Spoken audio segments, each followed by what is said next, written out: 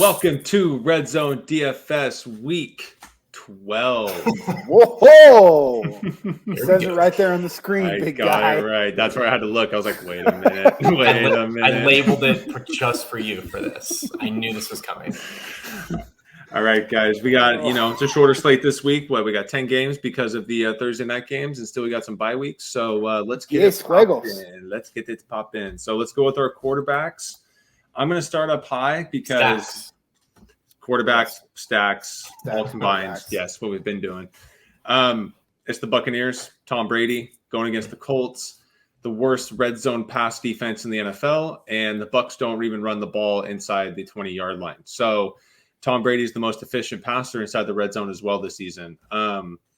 His last two games, he hasn't played his best, but he's going to be going off this week, I think. I think the Colts, everyone's going to be on them after Javonte Taylor putting up the game of anyone's career in one game. Right. And I think Tampa Bay is going to come out and show who they really are this week. And I think they're going to actually just crush the Colts. And Tom Brady's going to throw for his usual 5 touchdowns. So we got our Godwin, we got Evans. Gronk is my favorite. Gronk is healthy and he's going just like he was last week. Gronk's the man. All he was missing last week was a touchdown or two. I mean, he had everything else going for him. So the Buck stack is my favorite stack. I'm going to be hammering that on Sunday. Is there any word on Antonio's fake vax card? No, he's fine. The Bucks released a statement and they said they have medical records that he's been actually vaccinated. So that report was his chef he fired was just trying to fucking crush him. Yeah. So the guy got sour grapes. He couldn't make fucking a good enough omelet, and he got pissed off. So. Guy's got so much drama, but I'm with you, Joe. I love the Bucks on top this week. I think playing the Giants too. The other night, it's just a get right game for this team. I mean, they're yeah. You can tell the Bucks were still rolling the other night, but they weren't clicking in those certain moments. And Brady was pissed, dude. He was not happy with that 30-10 victory. So I think Brady's in that mode right now. He's in playoff mode, and he knows it's time to really get everything second perfected. Half of the season. Yeah. He's ready to get everything perfected and dialed in here. So Brady's my favorite. We'll be playing probably 70% of him. Jimbo. My favorite stack is I usually like to do as a guy coming off a bye is going to be Matthew Stafford. Yes, after just getting their absolute dicks kicked in by the Niners, they get to go to Green Bay. Which isn't great. The weather could be, it's going to be chilly. But I don't think you necessarily need to stack him with a whole bunch of people. I think you could just stack him with Kupp. And if you wanted to add Van Jefferson or Higbee, you certainly could. But it's a nice, easy run back on the other side with Devontae. But at 7,100, I mean, I just like that, everyone's going to kind of be off him, and they're going to come out roaring. This is now a big game for them, right? It was going to be a big game anyway. But now, since they lost that game, they're no longer in first place, and Green Bay is. Yep. So, well, not just that, right? You do have the Niners charging a little bit. They're still back, but they drop another game, it starts to get interesting. So they don't want to be a wild card team to the Cardinals, right? They're pushing for something, and on top of that, Brady might be the best in the red zone, but Matthew Stafford's the second best by 1 touchdown less. Yep. So these are my 2 favorite quarterbacks in the league to play on DFS, just because of their red zone attributes. Yeah. So for stacks up top, I think Stafford is going to edge out the Brady stack just by a little bit, just because I think overall that game's going to be a little bit more high scoring. And the Rams don't really run the ball either because they don't have great running backs. It's a bummer Cam Akers is hurt because I think he'd be really good in this offense. But yeah, Vin, who's your guy up top outside of Brady or Stafford? Yeah, I love those 2 guys. They're the top of my player pool as well. And number 3 I have on my list here is Justin Herbert. I know that he has had some games this year where he hasn't looked, ultra spicy, but wow, Monday night or Sunday night, the guy was just absolutely on fire. I think Denver does have a pretty decent defense, which is where I'm hoping he gets kind of overlooked here. Because I think the only thing I'm scared about, so Herbert is one of the best red zone passers in the league too. He's top 4. But the Broncos are also top 3 in their red zone defense. And that's the only thing that scares me a little bit. but I think it's going to scare everyone else away as well. And you're going to get Herbert really low owned this week. And if he does happen to go off, you're going to kill. That's my thing. I think, go ahead, He Joe. had a little bit of dip there. He really kind of turned it up on Sunday night last week. Yeah. I think he keeps that rolling, and I think they fucking roll the Broncos this week. Kind of get back to just like, I mean, that was a massive win for them. I mean, the Steelers aren't the Steelers of old, right? But, you know, to give up that lead and then to come back with Herbert doing it.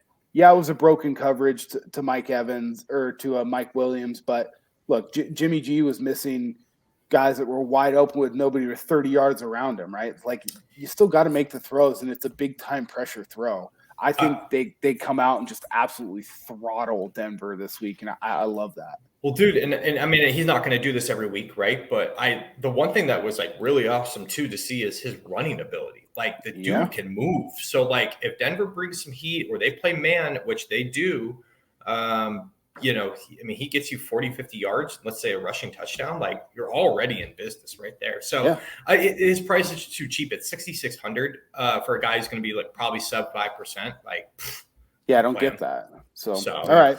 Anybody? Who's your guy down here in the mid range? I'm going to pick one other quarterback because other than Brady and Stafford, there's only one other guy I really have interest in this week. And it's because I have to ride with him because in all my winning lineups last week, he was my quarterback, and that is Tyrod Taylor. Oh, I have T-Sizzle in my lineups too. He's going against the Jets. Sorry, Tyrod, I'm still scrolling down to find him. On exactly, yeah, he's at 5,300. So we got let down a little bit last week with Brandon Cooks. Right, Brandon Cooks only had 4 points. Tyrod Taylor had 20, but that's not going to happen every week, especially when you're going against the Jets. So I'm loving the Tyrod Taylor to Brandon Cooks stack this week. I'm going to line it up again. I think Cooks pissed some people off last week, and I think his ownership's going to go down.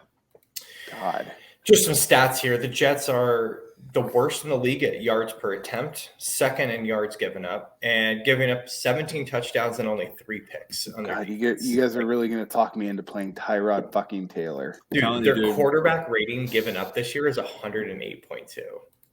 The thing is, Tyrod, here's the thing. Tyrod's going to get you your 20 points this week at 5,300. He's going to get you your 4X. I know. He 4X'd it last week for me. In a Jonathan Taylor lineup, even when Brandon Cooks doing shit. I mean, if Brandon Cooks would have done anything, that lineup would have taken down tournaments. So I get that.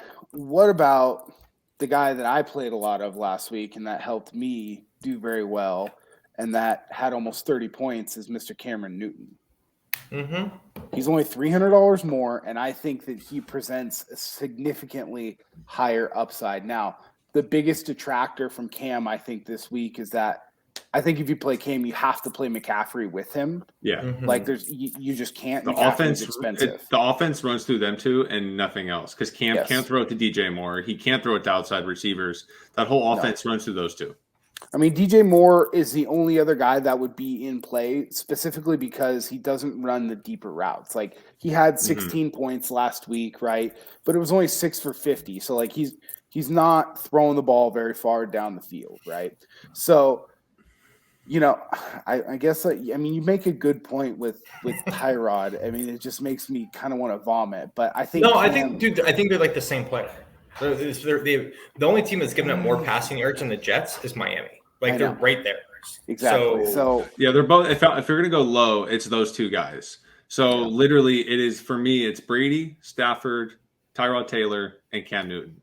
That's my player pool this week, and I'm trying not to go outside of it too much. I think the only other guy that I'll mention that I have a little bit of going into this week, and it pains me to say, but I'm going to continue playing Kirk Cousins.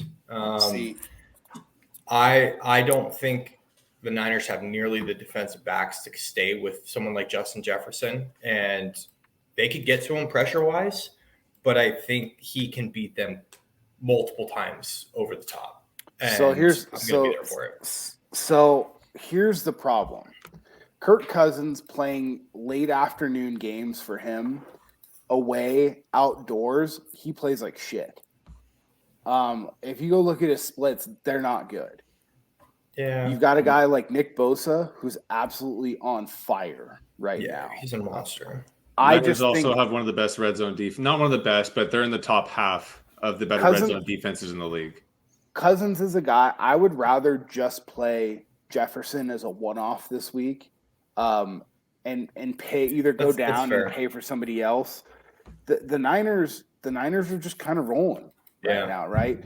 The defense is playing a lot better. No, we don't have guys that can cover people, which is why I like playing Jefferson. But I mean, the Niners are getting good pressure. They're blitzing again. I mean, you saw them do it to Stafford. I mean, the Niners, if people haven't been watching and they've just been on Red Zone and they don't show West Coast teams or anything, I mean, the Niners are trending upwards in a very aggressive way right now. They're playing way better. So if you watch them in week 5 and you watch them now, you wouldn't even think they're the same team. Yeah. So I'm a little bit scared to play Cousins this week. So my next point about that is you go back and look at the average time of possession last week from the Niners.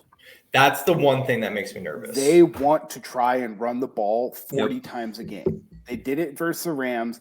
The first quarter against the Jaguars, who actually have a good run defense, they had the ball for like 11 minutes, almost the entire first quarter. That's my biggest concern. They were at halftime, and like other teams, like on Red Zone, still had like 5 minutes left in the first half. Mm-hmm.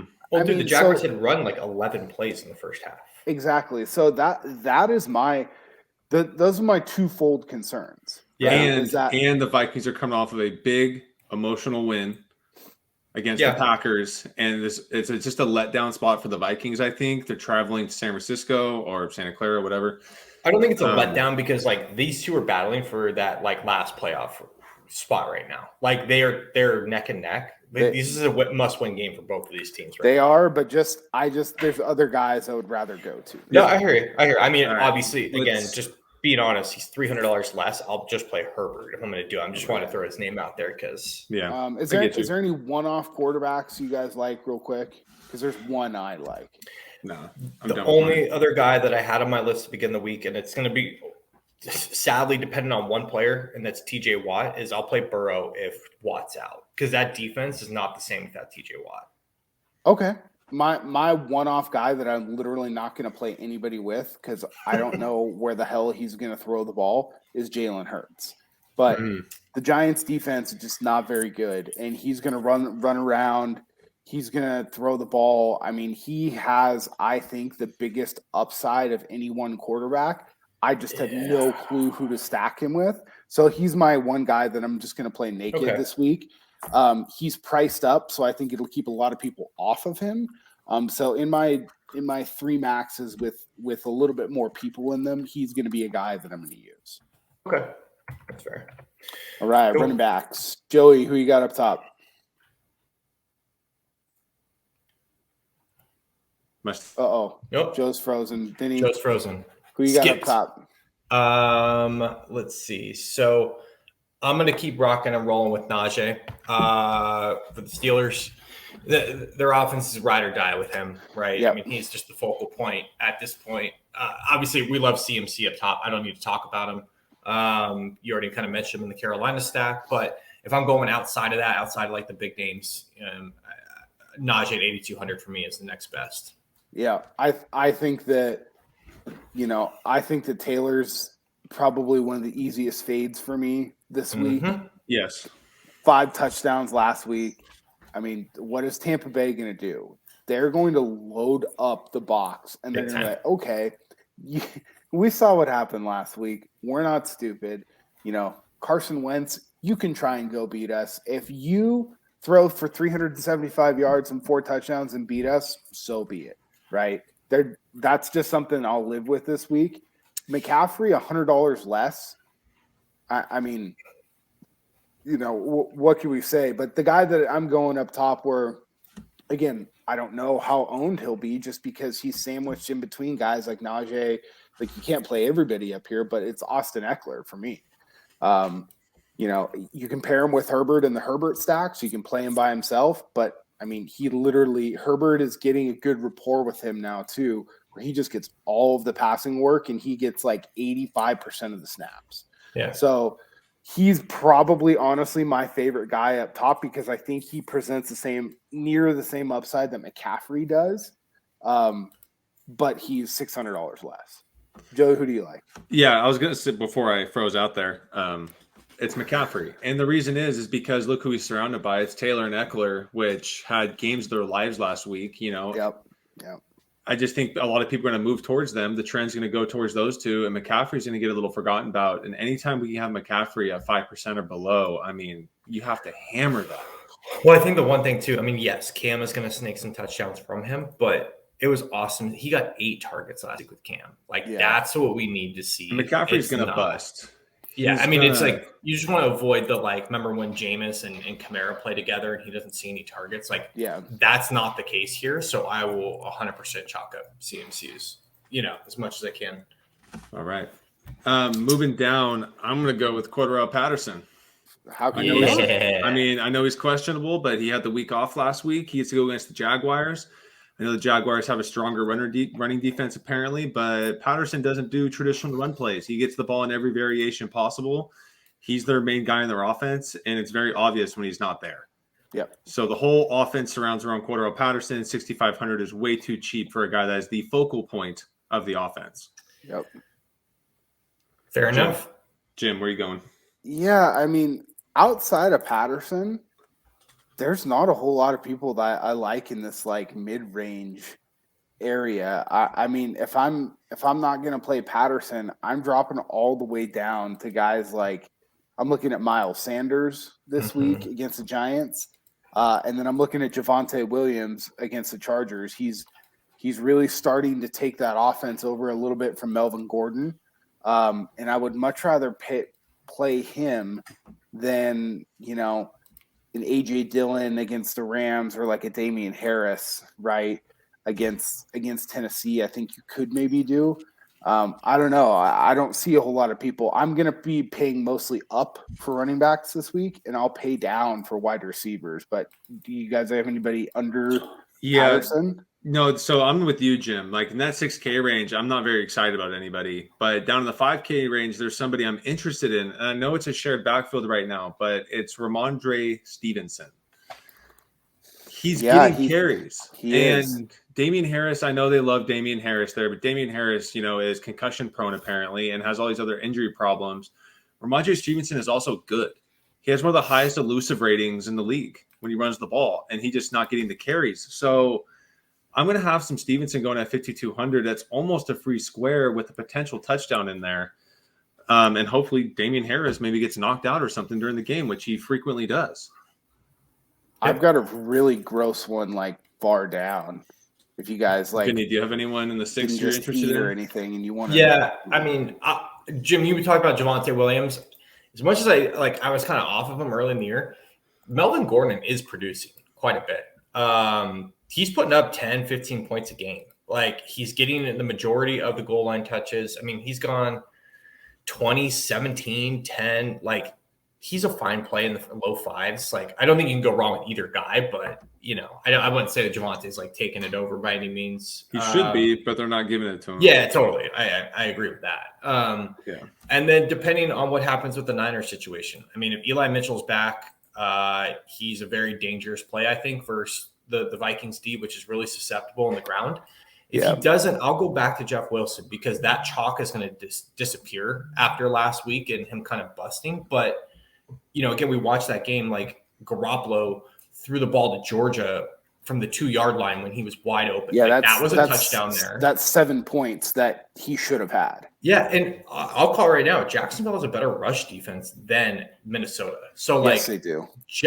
If Mitchell misses again, you talked about it. We know this team is establishing their identity again. Wilson's going to get 15, 18, 20 touches here at 5,300. I'll play him again for sure. Yeah. So you guys want to hear some really disgusting plays? I have one really disgusting one too, but I'll let you go first. Jim seems really excited to regurgitate this name. I mean, so they cut Phillip Lindsay today. Okay. Oh, no. And they traded Mark Ingram. The only warm body left, Rex unless Burkhead. you guys have nope. It's David Johnson. He's the one actually getting usage in that offense. Against the Jets. Dude, what are you talking about? Rex Burkhead had 18 carries last week? Yeah, Rex Burkhead was getting work last week. Wow, that's disgusting. But it's really disgusting. But yeah, I'll play David Johnson all day, every day. Man, that is gross. Maybe once or twice. All right. I'm going to get gross here, and I'm going to say Tevin Coleman for the Jets. Now, our boy Michael Carter is out, right? Michael Carter is out. Tevin Coleman got the carries when Michael Carter went out last week, not Tyler Johnson, right? Tevin Coleman has been healthy all year, but he's played the last 2 games. Again, if we want to get a little bit just weird, Tevin Coleman at 4K, I mean, talk about an absolute free space if he's going to be the guy actually getting the carries with dump down Flacco. So, he also had 2 catches last week. What about Ty Johnson? Ty Johnson was getting the carry. Ty Johnson last week had 1 carry and 1 reception, and Tevin Coleman last week had 5 carries and 2 receptions.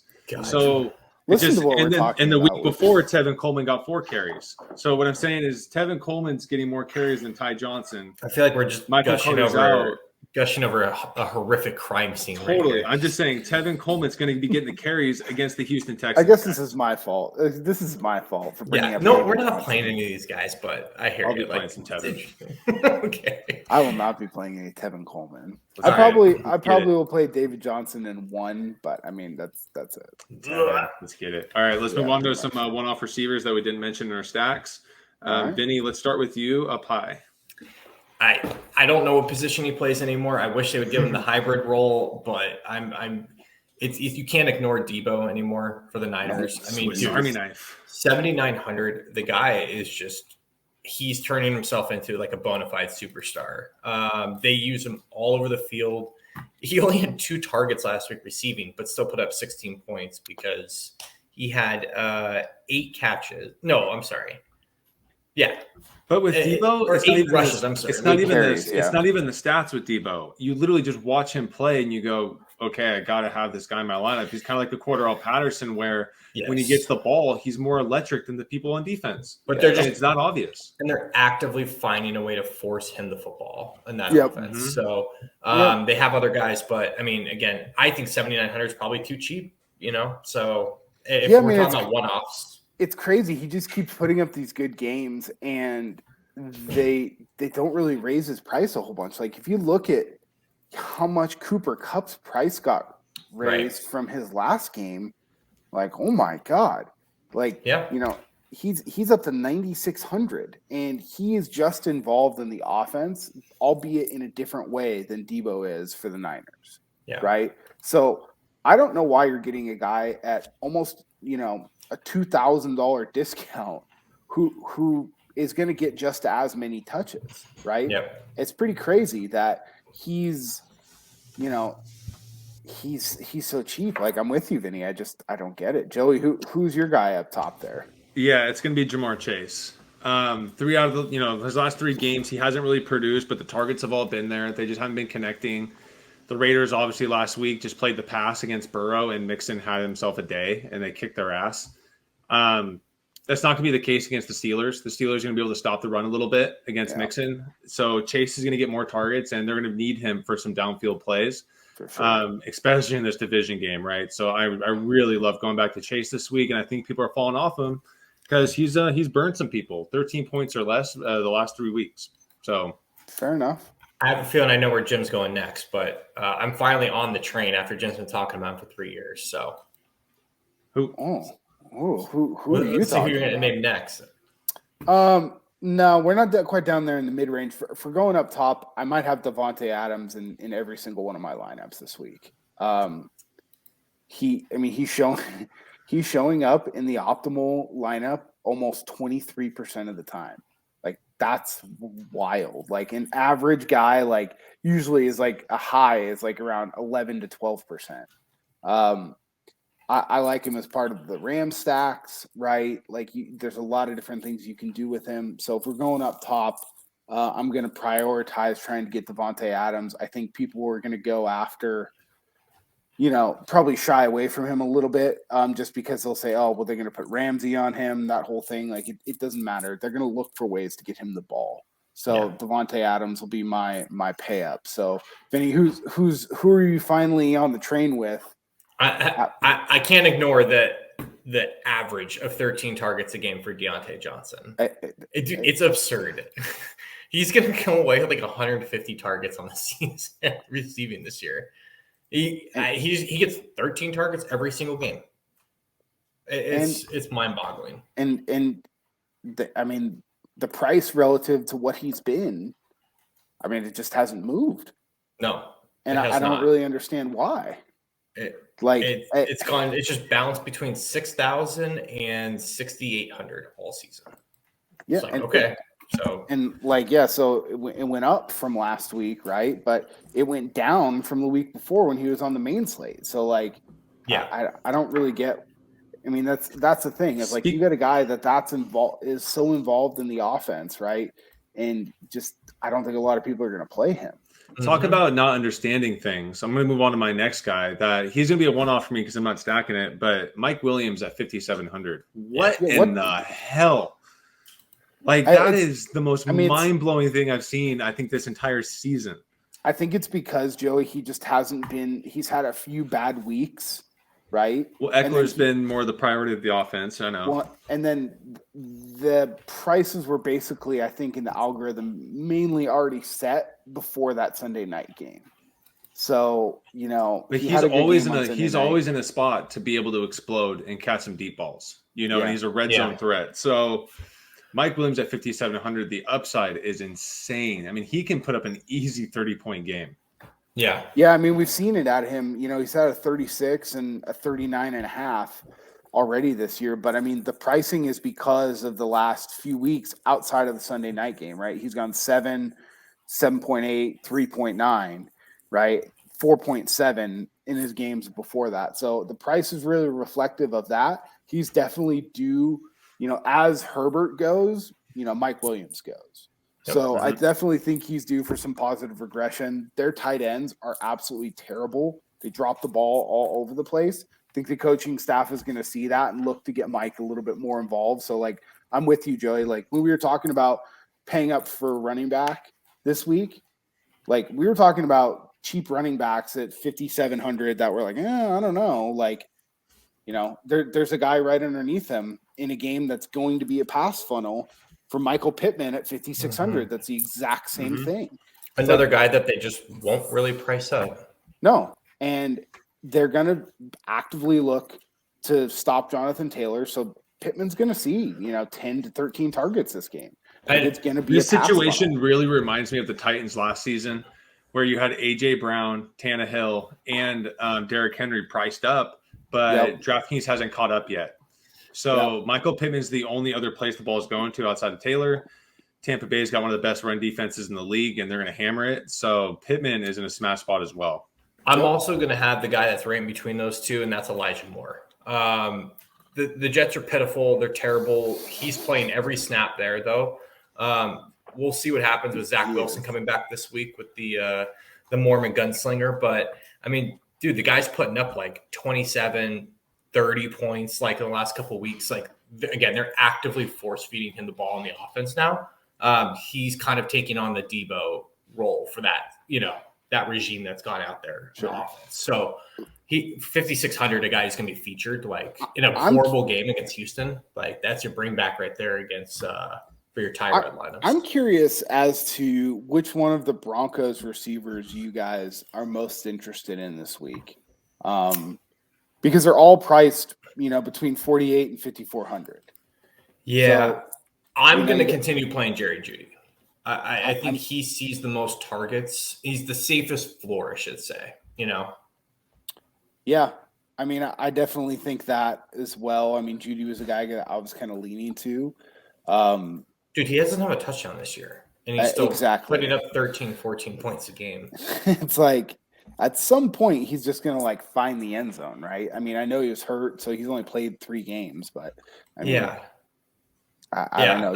Joey, do you have a preference out of those 3 guys, or are they just all just bathwater for you? Bathwater.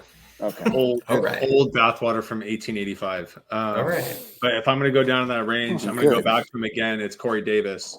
Got 7 targets again last week. Flacco only got on the ball 3 times, but I like that if Zach Wilson comes back this week because he's going to throw it downfield more, the slinger, and that's more what Corey Davis is good at.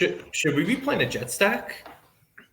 I don't think a jet stack. I'm not playing Wilson, but like I definitely want to have. God. Again, it's Houston, right? I mean, this game can go one of two ways. I mean, it can be 32-29, and these teams are just so shitty, or it can be 12-9 because they're so shitty. I mean, so that's the really scary part about this game. I think Vinny, the way to go is to play Tyrod just because of the rushing upside, and play like Tyrod and Cooks, and then you could stack it. Yeah, and then you could play two of these receivers, whichever two you like. You could play Moore and Davis, or you could play Davis and freaking what's his face? Elijah Moore. Crowder, whatever. Yeah, you could play any combination. Well, they don't have a tight end, so yeah. So Crowder is their de facto tight end, red zone running back. I think that's the way you go, just because Tyrod gives you the rushing upside where Joe Flacco doesn't. Yeah, that's fair. Right? Yep, makes sense. Where are we going down low, boys? How do you ignore Valdez-Scantling? I took him out of a lineup last week, and I was pissed. But, I mean, they have no one else to throw to outside of Javonte. Tonyan's out, right? Lazard's out. Not that he mattered anyways, but Randall Cobb is like running routes with a walker out there. I mean, he's just like he's garnering someone in coverage. They're like, okay, you just run out there. Valdez-Scantling is the downfield threat, right? Davante Adams is carving everyone up under 15 yards, and Valdez-Scantling's on his way running downfield. So there's going to be a play or two where they forget about him, and he just goes for it. So 4,100, the upside is massive. Again, he's not going to get that 12, 14 targets, but he still could get you 2 touchdowns easy in this game. Yep. Yeah, I agree. My first guy I'm going to down here now that our main man Jamal Agnew is on IR. Rest in peace. Career's over. I'm going back to Laviska. I mean, Laviska Debo is what the Jaguars hoped Laviska would turn into. They wanted to use him in a lot of different ways. I don't think he's as fast or has the burst that Debo does now watching him. But with Agnew being out, like, they're going to have to throw him the ball. And at 4,400. So the only thing that bothers me with playing the Jaguars receivers, Jim, it's Trevor Lawrence in the red zone. And I don't know if it's Trevor Lawrence to blame, Urban Meyer, that offense, whatever. He's thrown 4 touchdowns in the red zone this year. Yeah, but at 4,400, Jamal has 0 touchdowns this year. Yeah, I mean, I just don't think when they get inside the 10, like, I'm just waiting for them to kick a field goal. But I don't need a touchdown out of a guy that's 4,400, right? Like, I can get to 12 to 13 points on 6 catches for 70 yards and no touchdown. Like, that's all I need out of a guy that's 4,400, right? Like, if he gets a touchdown, he's priced low enough where that's just like a bonus for me, right? Like, it's fine at that point. I don't disagree with you at all, but at that price, I don't necessarily need a touchdown to make it work. And then my other guy down here at 3,500 is going to be Quez Watkins. So he's my one guy that if I am going to pair somebody, just because he's so cheap, I'll pair him with Hurts. It's 3,500. He doesn't need a whole lot to get, to hit his price, and just move on from there. Yeah, man, I'm struggling to go low here at receiver this week. There's just not DraftKings just figured out the under 4K range, right? Yeah, they figured that out. They're not getting the ball. So, I mean, the one guy we didn't talk about in the 4s, he's like at the very top that I really like a lot this week is Van Jefferson. It's part of that Rams stack we talked about with Stafford. Hopefully this game shoots out a little bit, but I think he's clearly a better receiver at this point in his career than Odell Beckham. And so I will not be playing OBJ. I will be playing Van Jefferson. Yeah, and OBJ is not mispriced at 5K. For everyone that's listening, and you go, "What? He's 5K?" It's like, no, his name is gonna make you think twice about it. But again, he should be 5K, maybe even less. He hasn't proven anything with the Rams yet. He didn't prove anything with the Browns in the last couple of years. So 5K is an absolute appropriate price, and I'm not gonna be playing him either. All right. Yep.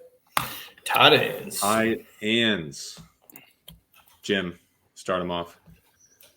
Yeah.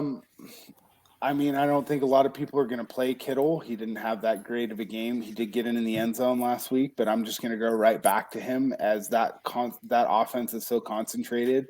If I'm going to pay up for tight end, which I don't necessarily love doing this week, it's going to be Kittle. If I'm going to pay down, there's really only one guy that I'm going to play down there, and that's my guy, Pat Freiermuth. I have two guys right there. He's priced up a little bit now, but I mean he's just such an integral part of that offense at this point. He got nicked up a little bit in the Sunday night game, which is why you didn't really see him out there a whole bunch at the end of the game. But I'll roll him back out there, no problem. All right, staying right in that price range, my favorite outside of Freiermuth is Gronk. We talked about it earlier in the stack, but if Gronk's healthy, I'm playing Gronk. And 4,400, that's way too cheap. Gronk's, if he played the last few weeks and wasn't injured, he'd be 6,500 easy. Dude, he got 8 targets on Monday night. And he didn't, and honestly, they were taking him out every time they gave him a target to give him a break. So, right. So, I mean, re-roll. Yeah. So, I mean, Gronk is the guy. 4,400 is way, way too cheap for a guy, a tight end that could easily put up 30 points and Brady just peppering him in the red zone. So, yeah. I like Freiermuth a lot, but Gronk is definitely my more upside tight end. Yeah. Jim, you talked about it as far as liking him at quarterback this week. Obviously, him returning. If you're going to play Jalen Hurts, I think you definitely stack with Dallas Goedert, right? Like Devontae Smith is obviously great, but Dallas Goedert, I think, is receiver one. He's the safest option to pair with. So there's him that I like a lot that you guys just didn't mention, and the only other guy that I think is just kind of undeniable. He's way too cheap for the amount of targets and work he's getting, but that's Mike Gesicki for the Dolphins, dude. Yeah, I mean this guy's getting 6 targets. It goes 6, 7, 8, 4, 8. Like he's getting the numbers, which. Only problem there is Carolina's secondary, especially over the middle, starting to play and linebackers. The thing is, Shaq Thompson is one of the best covered linebackers in the game. For sure. I just think they have to go somewhere, and I mean, Gesicki's skill is undeniable. He's really the situation kind of irritates me, but his skill is undeniable. Yeah. So that pretty much covers it for tight ends. That covers the tight ends for me. Jim, is there any random ones? There is, but oh god, here we go. If you're gonna go down real low, I mean, Pharaoh Brown is getting like 88% of the tight end routes on Houston. I mean, you guys like Tyrod? Hey, okay, I like that. You guys like Tyrod, right? If we want to really get weird, we can add Pharaoh Brown in there. Maybe Tommy Tremble put up 5 points last week with Cam now at the helm. Pharaoh Brown, I think, has 12 to 14 point upside this week. Okay. Damn. All right, guys. Let's move on to defense. Bold. Okay. Vinny, let's start with you. All right. I'm going to give you one medium, and then I'm going to give you one low. I think medium-wise, if TJ Watt is back, I like the Steelers quite a bit at 2,700. They're a good defense. They're a good front seven. If they can take out Joe Mixon and force Burrow to throw a lot, yes, Burrow can torch him. Burrow can also make a lot of mistakes and throw picks. So, but that's completely dependent on TJ Watt again. Like one of the best players in the league. If he misses, I'm out on that team. So, I'll let you guys hit the mid, and then we'll dive into the dumpster. I only have one defense that I think is worth playing this week. Do it. I mean, it's going to be the Atlanta Falcons against the Jags. 2,500. I think that they just present the most upside. I think you can maybe argue the Texans, in that conversation too. But I think that game is just going to be pretty high scoring. So for me, I think the Atlanta game is not going to be as high scoring, and I think that Jacksonville has multiple players, including their running back, that likes to put the ball on the ground. So I think that, outside of Atlanta at 2,500, I don't know really who else I like the have any interest. I like the Panthers again this week. I know they garnered the highest ownership last week and everything, but Going against Miami, Tua doesn't scare me. That offense isn't going to do anything crazy, and I'm actually going to be calling for a Panthers defensive touchdown this week because they do that every now and again. Okay. Tua plays well against bad teams. Carolina has a bad offense or a offense with no identity, I guess. Their defense, I think, is really solid, and they are shaping up into form and becoming that's their identity of their team. So I do think the Panthers are a solid play at 3,100, but that's the only team I'm going to be paying up for this week. Yeah, Jim, you hit on my guys, Houston Texans. 2 weeks in a row, been playing them. 15 points and 16 points at 2,300 versus, again, a Zach Wilson guy that can come back and very easily throw 4 picks in this game. Easily. So I like the Texans. I think you could easily see a defensive score here.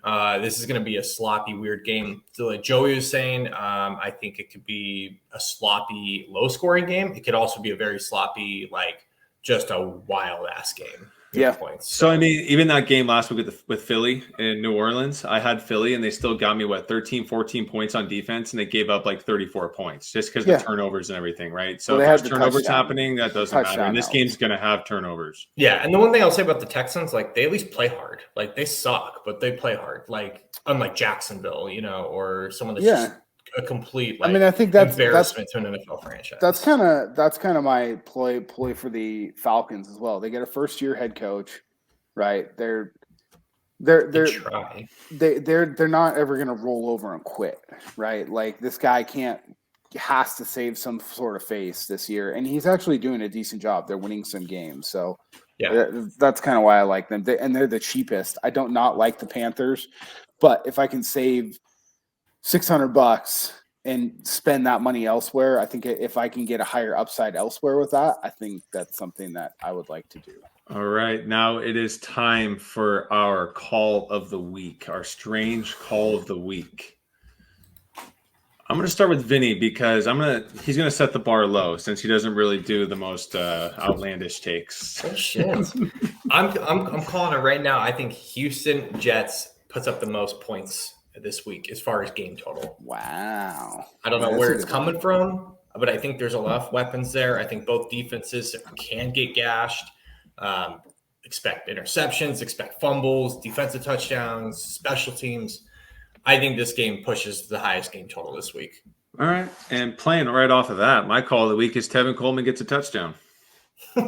Every time you guys throw up in your mouths when I talk about a cheap guy, I'm going whoa. Hold on. You just said I set a low bar for a bold prediction. How's that bold? How's that not bold? I mean, the That's guy's as bold as it player. gets. No one even knows he's in the league anymore. All right. That's true. I mean, that's as bold as it gets. I was much bolder than you, whatever. Jim. I am going to say that Pharaoh Brown scores 15 or more DraftKings points this week. All in on the muck game. Yeah, let's go. Dude, it's going to be devastating when I lose 3/4 of my bankroll and it's like the second quarter. And the lineup that I just score is like 6-3. The lineup that I just sent you guys could literally finish dead last, or it's going to win the whole goddamn tournament that I'm in. Yes. So So I'm talking about, baby. If we ain't first or last. All right, guys. Do it. That's luck. it. That's it. Good luck this week, everyone. Make sure to follow us on Twitter, JJ McIntosh, Vinnie Levine 29, DFS Joey Levine. Go to our website, dfsredzone.com. Along with the podcast, we have plenty of articles, college football articles. Golf is coming up here soon from Jimmy. We're trying to hit as many sports as we can through the three of us. And well, baseball rocking and rolling in the spring. Yep, exactly. So get on the website, see all of our content. We're not just podcast. All right, guys. Good luck this week and happy Thanksgiving. Later.